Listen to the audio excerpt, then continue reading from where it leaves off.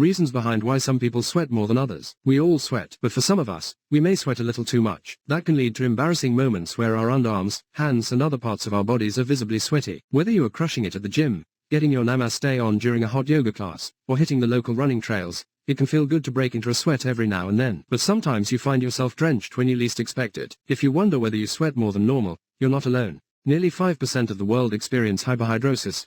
Excessive sweating is known as hyperhidrosis, a condition where your body's sweat glands are overactive. It can cause you to perspire in spots where other people wouldn't, and at times that aren't convenient. About 2% to 5% of people in the US have hyperhidrosis, but that number could be higher, as many people don't talk about their symptoms, even though they have trouble controlling their sweat.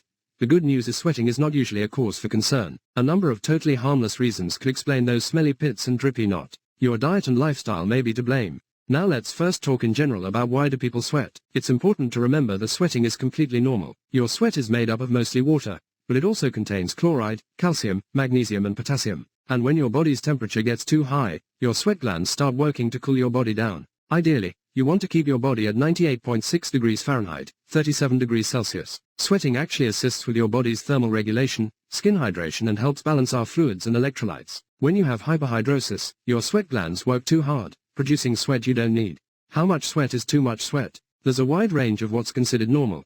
People can sweat less than a liter, or up to several liters per day, based on the demands their body is under. So, if you're a regular exerciser or work or live in hot and humid conditions, expect to sweat a lot on the reg. Because people have different sweat needs, it can be hard to definitively say how much sweat it takes to be considered excessive. So how do you know if you have a serious problem? A doctor can confirm the diagnosis, but you might have hyperhidrosis if you find yourself sweating through your clothing, getting skin problems from excessive wetness, or sweating even when you aren't exerting yourself. Why do I sweat so easily? Reasons people can sweat more. There are a variety of reasons you might sweat more than others. Exercise. When you work out and elevate your heart rate, your body's temperature increases. That kick starts your sweat glands and you start to perspire. Too much alcohol. Alcohol consumption causes your blood vessels to dilate, which can then trigger excess sweating. Moderate alcohol intake can help reduce excess sweating. Caffeine and spicy foods. What you eat and drink can affect how much you sweat. Drinking coffee or anything with caffeine activates your central nervous system, which controls your sweat glands. Even spicy foods like hot sauce and jalapenos can trigger your sweat glands.